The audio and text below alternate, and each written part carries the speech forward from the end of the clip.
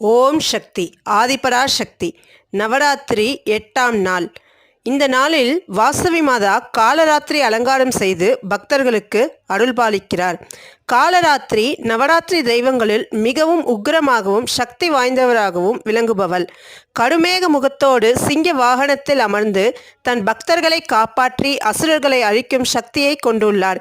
இவர் வணங்கப்படும் போது பயம், சாபம், பாபம் அனைத்தும் நீங்கிவிடும். காலராத்திரி அம்மன் அபயகிரி, அனந்தவளம் தருபவள் என்று புராணங்களில் புகழப்படுகிறது.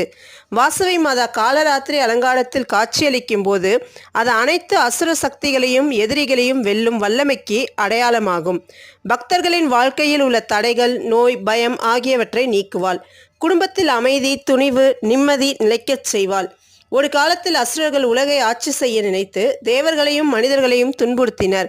அப்போது பராசக்தி காலராத்திரி வடிவில் தோன்றி தனது தீக்கண்ணால் அசுரர்களை அழித்து தர்மத்தை நிலைநிறுத்தினாள். இதனால் இவர் காலராத்திரி, இருளை அகற்றுபவள், பகையை அழிப்பவள் என்று அழைக்கப்படுகிறார். இதே சக்தியே இன்று வாசவி மாதாவின் காலராத்திரி அலங்காரத்தில் பிரதிபலிக்கிறது. இன்று நவராத்திரி 8ஆம் நாளில் வாசவி மாதாவை காலராத்திரி அலங்காரத்தில் தரிசிப்பது பயம், துன்பம் அனைத்தையும் அகற்றி துணிவு, வெற்றி, சுபிக்ஷம் ஆகியவற்றை அளிக்கும்.